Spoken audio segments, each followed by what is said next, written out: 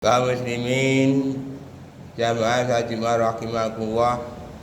Pada kesempatan di siang hari ini, mari kita bersama-sama menjadikan bersyukur kita kehadirat Allah Subhanahu wa taala yang telah memberikan rahmat dan nikmatnya pada kita semua, hingga kita dipilih oleh Allah Subhanahu wa taala untuk memenuhi panggilan, yaitu melaksanakan sholat Jumat secara berjamaah. Mudah-mudahan diiringi dengan niat mencari ridha ilahi, Allah membukakan pintu rezeki yang berupa kekuatan iman, Islam, kesehatan, kesempatan, kesejahteraan, kedamaian, ketentraman, yang akhirnya kita semua dimasukkan ke dalam golongan orang-orang yang bertakwa. Shalawat dan salam kita aturkan kepada junjungan kita Nabi besar Muhammad sallallahu alaihi wasallam beserta keluarga dan sahabatnya yang senantiasa telah memberikan berbagai macam keteladanan dalam kehidupan, sehingga kita selalu merindukan syafaatnya sampai hari kiamat. Muslimin jamaah sholat Jumat rahimakumullah, tak terasa saat ini kita sudah memasuki hari ke-19 bulan Rabiul Awal. Bulan Rabiul Awal adalah bulan kelahiran Nabi, di mana Nabi Muhammad SAW dilahirkan pada bulan Rabiul Awal, yaitu tanggal 12. Kemudian ketika wafat juga di bulan Rabiul Awal.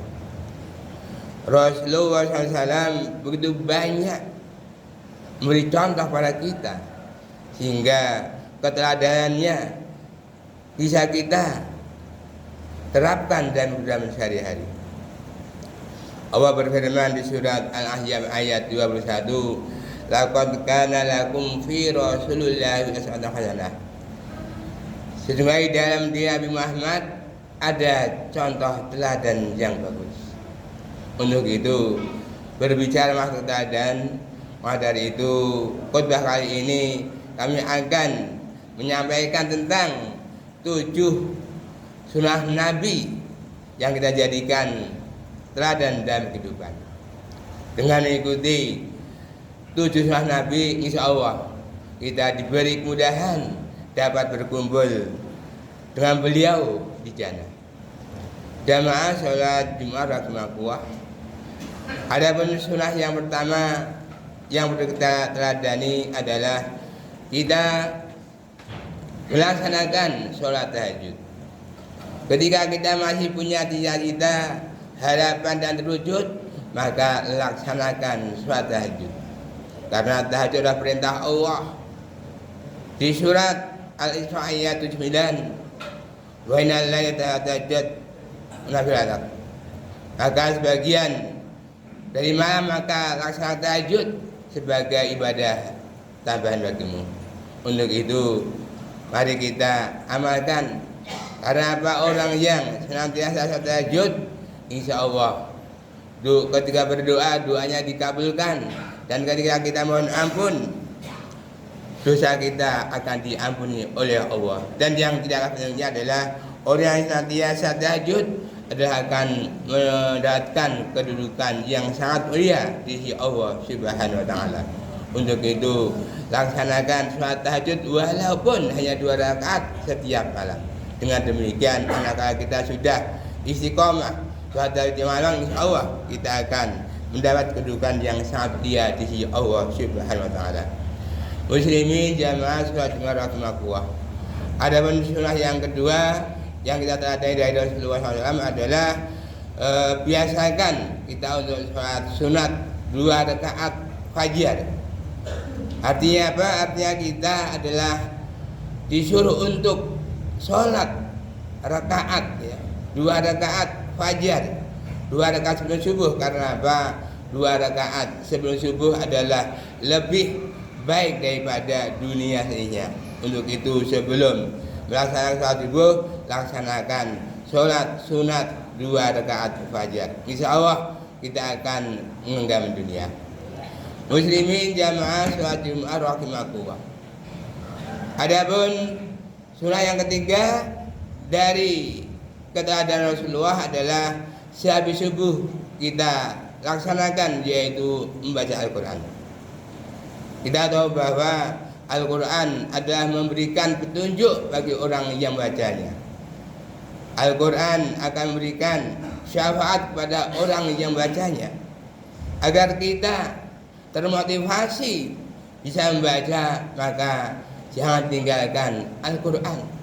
Untuk itu, mari targetkan, syukur kita bisa tiap hari 1 juz, 1 hari 1 juz, 1 bulan khatam. Kalau berbicara masalah pahala, 1 huruf Al-Quran adalah 1 kebaikan. Di sisi Allah akan dilipat gandakan menjadi 10 kebaikan. Untuk itu, berlomba-lombalah dalam membaca Al-Quran. Insya Allah nanti di hari kiamat Al-Quran akan datang beri syafaat kepada orang yang membacanya. Muslimin jamaah salat rahimakumullah. Adapun sunnah yang keempat dari Rasulullah adalah laksanakan sholat duha. Karena apa? Dengan melaksanakan sholat duha, kita terbebas dari sedekah terhadap 360 ruang tubuh kita. Maka dari itu, ketika kita sudah membiasakan diri sholat duha 2 rakaat, insya Allah kita dicatat orang yang tidak lupa, yaitu apa? Bersedekah terhadap 360 ruang tubuh kita. Kalau kita mau menambah 2 rakaat, maka kita dicatat sebagai orang yang ahli ibadah. Kalau kita nambah 2 rakaat lagi, kita dicatat sebagai yaitu orang yang dicukupkan rezekinya pada hari itu. Dan manakala kita mau menambah 2 rakaat lagi, kita dicatat sebagai calon penghuni surga. Kita tahu bahwa ketika kita selesai sholat duha, kita berdoa, Allahumma in kana rizqi sama'i fa'ilhu wa in kana fil ardi fa'rijhu wa in kana mus'iran fa'ilhu wa in kana harama hadarhu wa in kana ba'idan faqribhu. Ya Allah, jika rezeki datangnya dari langit, maka turunkanlah. Ya Allah, jika rezeki datangnya dari bumi, maka keluarkanlah. Ya Allah, jika rezeki itu sukar, maka mudahkanlah. Ya Allah, jika rezeki itu kotor, maka bersihkanlah. Ya Allah, jika rezeki itu jauh, maka dekatkanlah. Untuk itu, jangan sampai kita melupakan, melalaikan sholat sunat duha walaupun hanya 2 rakaat. Muslimin jamaah sholat rahimakumullah. Adapun nomor 5, sunnah Rasulullah yang perlu kita teladani adalah kita disuruh untuk bersedekah. Bersedekah adalah termasuk harta perniagaan yang tidak mengalami kerugian. Untuk itu, setiap apa yang kita sedekahkan, Allah akan menggantinya. Ketika kita sedekah dengan harta, Allah menggantinya dengan kekayaan. Ketika kita sedekah dengan ilmu, Allah mengganti dengan kepandaian. Ketika kita sedekah dengan jasmani, Allah mengganti dengan kesehatan. Dan ketika kita sedekah dengan senyum, Allah mengganti dengan awet muda. Setiap istighfar adalah sedekah. Setiap tasbih sedekah, setiap tahmid sedekah, setiap takbir sedekah, dan setiap perbuatan baik adalah sedekah. Untuk itu, jangan sampai kita setiap hari hidup tanpa sedekah. Jadikanlah sedekah adalah sebagai amal bulan kita, sehingga manakala kita setiap hari sedekah, insya Allah kita termasuk orang yang meladani 7 syahadat Nabi. Muslimin jamaah salat Jumat rahimakumullah. Adapun yang ke nomor 6, yaitu adalah istighfar setiap saat. Kita tahu bahwa sebagai manusia tentunya banyak sekali dosa-dosa yang kita lakukan, baik itu sengaja maupun tidak sengaja. Dan sebaik-baik hamba yang berdosa adalah bertobat kepada Tuhannya. Ya ayyuhalladzina amanu tubu ilallahi wa tawbatan nasuha. Hai orang yang beriman, bertobatlah kamu kepada Allah dengan sebenar taubat.